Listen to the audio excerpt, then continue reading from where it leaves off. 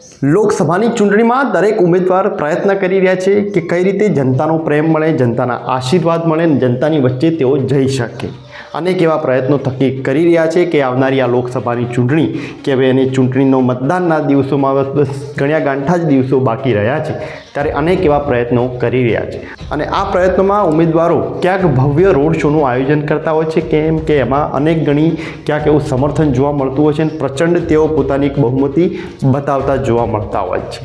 થોડા દિવસો પહેલાં બનાસકાંઠાની રાજનીતિમાં પણ આવા રોડ શોમાં આયોજન જોવા મળ્યું.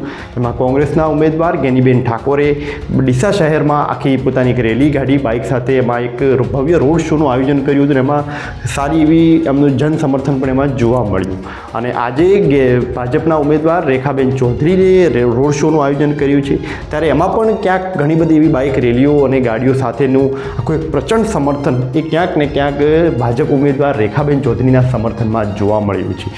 અનેક ભાજપના કાર્યકરો અને નેતાઓ રેખાબેનને જીતાડવા માટે, લોકોને આહવાન કરવા માટે આ બાઇક રેલીઓ સાથે જોડાયા અને ક્યાંક ને ક્યાંક તેઓ સમર્થન માગી રહ્યા છે કે રેખાબેન ચૌધરીને જીતાડો, એમની ભવ્ય જીત કરો.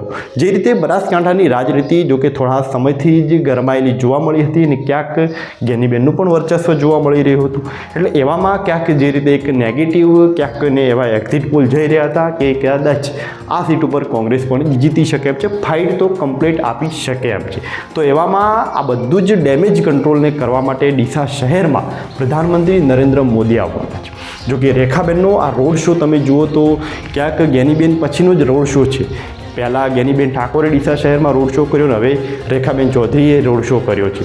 એટલે ક્યાંક આના પાછળનું જે કારણ રહ્યું છે કે ડીસા શહેરમાં જ્યારે પ્રધાનમંત્રી નરેન્દ્ર મોદી આવવાના છે તો એમની સભામાં આખું એક વાતાવરણ ઊભું થાય, લોકો એમની સભામાં આવે એના માટેનું એક આખું વાતાવરણ ઊભું કરવા માટે, એક માહોલ ગરમાવવા માટે આ રેલીનું આયોજન કર્યું છે. ને એમાં રોડ શોમાં અનેક એવા બાઇક સાથે, ગાડીઓ સાથે લોકો ઉમટી પડ્યા છે.